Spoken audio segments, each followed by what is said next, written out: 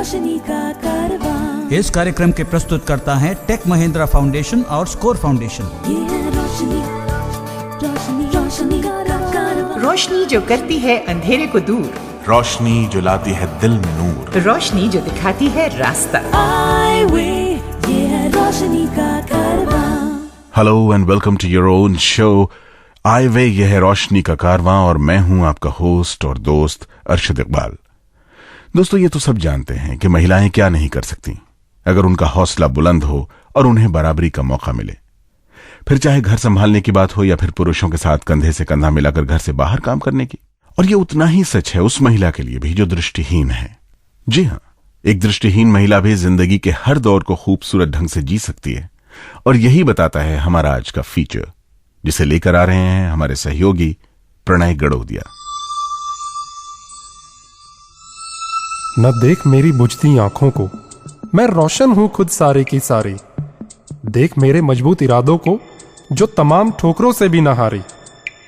न दो सहारा पर ढकेलो भी ना मुझको, न दिखाओ रास्ता पर रोको भी ना मुझको। हाँ, यकीन है मुझे होगी सफल ये मेरी संघर्ष की दास्तां। कर अंधेरे को पार, बनाऊंगी मैं भी अपना एक रोशन जहां। दिल है छोटा सा, छोटी सी आशा, मस्ती भरे मन की भोली सी आशा। यह है इरादा, यह है सोच आज की दृष्टिहीन नारी का, जिसने खुद को अवला सोचना छोड़ दिया है। पर हम में से कई लोग दृष्टिहीनता के साथ एक महिला होने को दोहरी विकलांगता से कम नहीं मानते। अब गुजरात में आनंद जिले की सुधा पटेल का ही उदाहरण ले लीजिए। मेरा जन्म जब हुआ तब सब लोगों ने बोला कि ये लड़की बड़ी होगी तब उसको काफी दर्द होगा कि मैं ब्लाइंड हूँ, अंधी हूँ।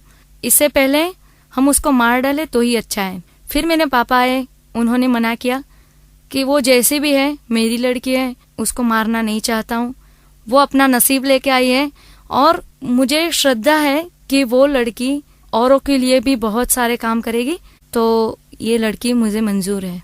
पोस्ट ग्रेजुएशन करने के बाद सुधा पटेल अपने गांव चांगा की सरपंच रह चुकी है सन 1995 से 2002 तक।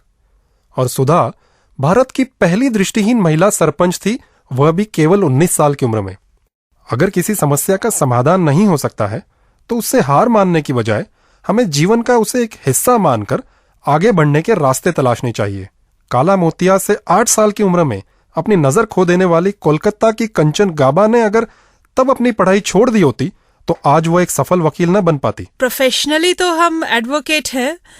हमने LLB पास किया कलकत्ता यूनिवर्सिटी से, फिर हमने LLM किया बर्धमान यूनिवर्सिटी से और अभी PhD किया। इसके अलावा हम रेगुलर कोर्ट भी जाते हैं और कोर्ट में प्रैक्टिस करते हैं। सफलता के लिए सिर्फ अच्छी शिक्षा ही नहीं, पर बाहरी दुनिया में आत्मनिर्भर होना भी बहुत जरूरी है।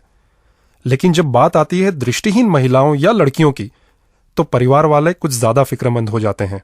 जब ऐसी ही स्थिति मुंबई की मंजू मग्गू, जो एक गायिका है, उनके जीवन में आई, तब उन्होंने कुछ ऐसा किया। मैंने फर्स्ट टाइम जब ट्रैवल करना शुरू किया तो मम्मी ने ये कहा कि तुम कैसे जाओगी। फिर मैंने उनसे सिर्फ एक ही सवाल पूछा कि उम्र भर क्या आप मेरे साथ रहेंगी, क्या आप जानती हैं कि उम्र भर रहेंगी।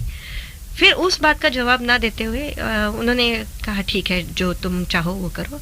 आज ऐसे ही कई दृष्टिहीन महिलाएं हैं जो अपनी सफेद छड़ी यानी व्हाइट केन के सहारे ऑफिस और बाकी सब जगह अकेली आती जाती हैं। मुझे एक चीज तो शुरू से ये समझ में आ चुकी थी अपनी जिंदगी के बारे में कि यदि मुझे आगे बढ़ना है तो मेरे साथ हर समय कोई नहीं चल सकता, तो मुझे अपनी व्हाइट केन को ही अपना सहारा बनाना था। तो मैंने इंडिपेंडेंटली चलना शुरू किया। कई बार ठोकरें भी लगी, कई बार गिरी भी, गलत रास्ते पर भी गई, लेकिन उस सब के बावजूद भी ये क्लियर है कि आज मैं जिंदगी में जितना आगे बढ़ सकी हूँ वो मैं अपनी व्हाइट केन की वजह से ही बढ़ सकी हूँ। ये थी मंजुला रथ, जो जन्म से ही दृष्टिहीन है और दिल्ली की एक कॉलेज में पॉलिटिकल साइंस की लेक्चरर हैं। मंजुला जैसी पढ़ी लिखी, आत्मनिर्भर और आत्मविश्वास से भरी देश में आज कई महिलाएं हैं जो सफलतापूर्वक अलग अलग क्षेत्रों में अलग अलग पोजीशंस पर काम कर रही हैं। एक और उदाहरण है गुड़गांव की मधुबाला शर्मा, जो एक मल्टीनेशनल कंपनी में बिहेवियरल ट्रेनर है। चैलेंजेस तो हर जगह आते हैं, हर किसी को फेस करने पड़ते हैं और 99.9% जो मेरे पार्टिसिपेंट्स होते हैं ट्रेनिंग में वो दृष्टिवान ही होते हैं। तो एक तो उनको लगता है कि इसको चीट करना बहुत आसान है, हम ट्रेनिंग से निकल जाएंगे रूम से, पता भी नहीं चलेगा। तो मैं सुनती हूँ कि क्या हो रहा है रूम में और इंडिकेट कर देती हूँ। जैसे ही मैं इंडिकेट करती हूँ कि मुझे पता लग रहा है और मैं अपनी आईज के इशारे से उस तरफ देखती हूँ जिस तरफ से मुझे मूवमेंट की साउंड आती है, तो उन्हें पता लग जाता है कि इनके साथ पंगा नहीं लेना। प्रोफेशनल लाइफ के अलावा मधुबाला निजी जीवन में भी आगे बढ़ रही है। वो शादीशुदा है और 2 साल के बेटे की माँ भी। शादी की बात करें तो यह रिश्ता तब सफल हो सकता है जब 2 व्यक्ति एक दूसरे को मानसिक और भावनात्मक स्तर पर समझ सकते हैं, और इस समझ के लिए किसी के विकलांग होने या न होने से फर्क नहीं पड़ता है। इसी संदर्भ में प्रीति मोंगा, जो दिल्ली के एक हॉस्पिटल में पब्लिक रिलेशन ऑफिसर हैं और अपने निजी जीवन में अब एक नानी भी बन चुकी हैं, जानते हैं उनका अनुभव क्या रहा है। मैं ब्लाइंड हूँ, मेरे हस्बैंड में किसी किस्म का हैंडीकैप नहीं है, तो इस चीज़ पे बहुत सारी लड़कियाँ, लेडीज समझ नहीं पाती हैं कि ऐसा कैसे हुआ। तो इस प्रोग्राम के माध्यम से मैं एक चीज़ शेयर करना चाहूँगी कि आप अगर देने का ही सोचें, आपके अंदर इतनी खूबियाँ हों, तो लोग अपने आप आपके साथ कोई ना कोई रिश्ता जोड़ना चाहेंगे, और इसमें एक शादी भी एक रिश्ता है। और जब हमने मुंबई की पद्मा रैपोस से पूछा कि वे और उनके पति दोनों दृष्टिहीन हैं, तो उन्होंने अपने 2 बच्चों का पालन पोषण कैसे किया, तो उन्होंने बताया, बच्चे का अपब्रिंगिंग में तो ऐसा है कि जब कोई दृष्टिवान मदर भी होती है तो उसी को भी किसी की तो सहायता लेनी पड़ती है। हमारी माताजी थी, उनके सहारे करते थे, तो उनसे मैं हर कोई उनका जो यानी कि चेंज करना है, उसके कपड़े बदलना है, उसको क्लीन अप करना है, ये सब कुछ उनके असिस्टेंस के नीचे मैं खुद कर लेती थी। ये सवाल था उनका असिस्टेंट का लगभग 4-5 महीने तक।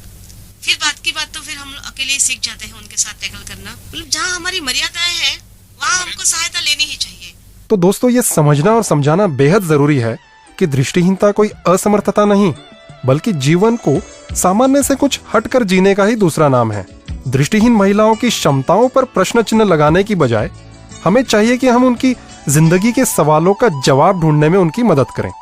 महक जाऊं मैं आज तो ऐसे फूल बगिया में महके हैं जैसे बादलों की मैं ओढ़ूं चुन। अधिक जानकारी के लिए हमारे आईवे हेल्प डेस्क 011-460-70380 पर सोमवार से शुक्रवार के बीच सुबह 11 बजे से शाम 5 बजे तक हमें कॉल कर सकते हैं, या हमारी वेबसाइट www.ive.org पर विजिट कर सकते हैं।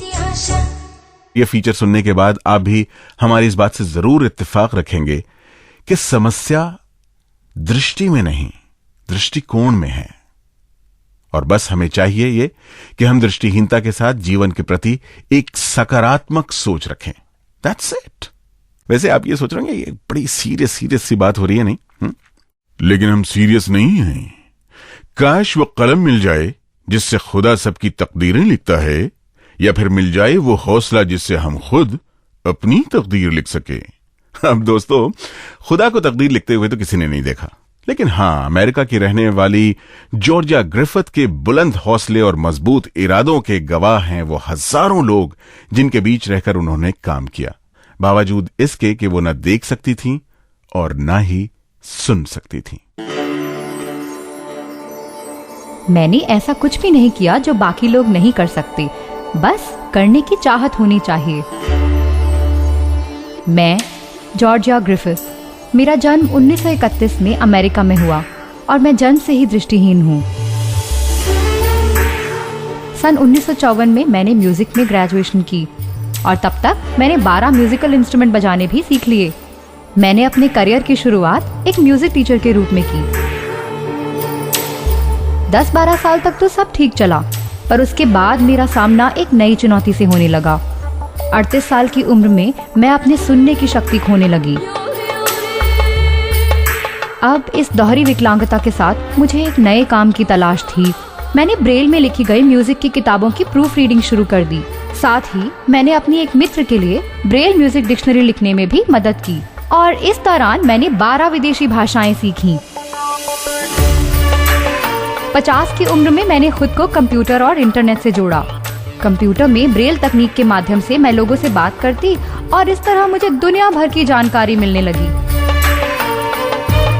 और फिर क्या था, इंटरनेट पर अलग अलग विषयों पर लिखने की मेरी प्रतिभा से प्रभावित होकर एक कंपनी ने मुझे उनके द्वारा चलाए जा रहे कुछ इंटरनेट ग्रुप्स का संचालन करने का अवसर दिया। अब यही मेरी असली दुनिया थी। दोस्तों, जिंदगी में मैंने जो कुछ भी किया उसका आधार मेरा खुद पर विश्वास था, जिसके लिए मुझे लोगों से सराहना और सम्मान दोनों मिले।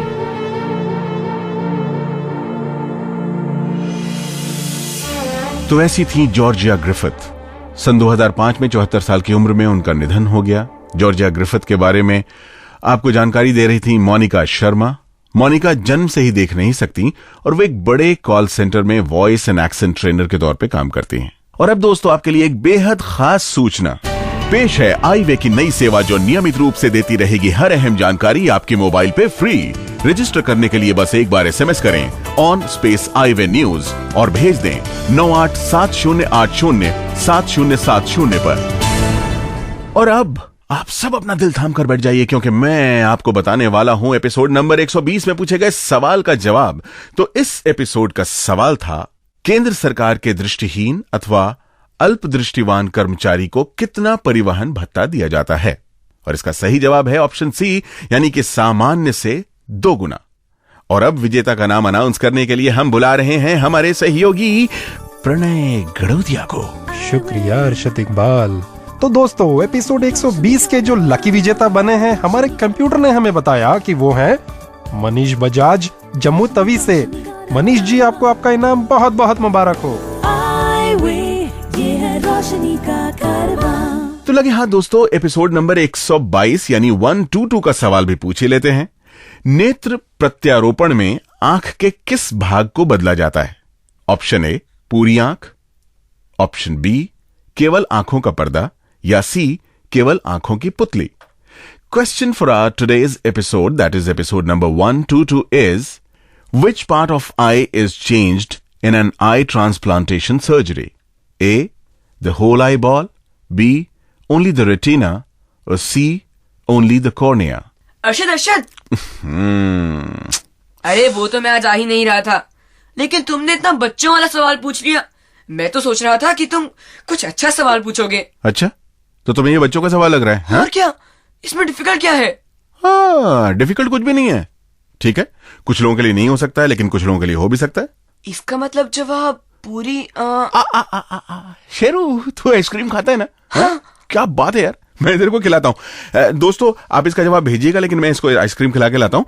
ओके दोस्तों, इस महीने के चौथे बुधवार यानी कि 24 जून की दोपहर को 2:45 बजे हमारी और आपकी फिर से एक बार मुलाकात होगी। तब तक के लिए गुड बाय, खुदा हाफिज। और याद रखें, अपने जवाब में अपना नाम, पूरा पता और एपिसोड नंबर जरूर लिखें। इस सवाल का जवाब आप 7 दिनों के अंदर हमें लेटर, ईमेल या SMS द्वारा भेज सकते हैं। हमारा पता है प्रोग्राम आई वे यह है रोशनी का कारवां, care off score foundation, post bag number 3903, new Delhi 110049।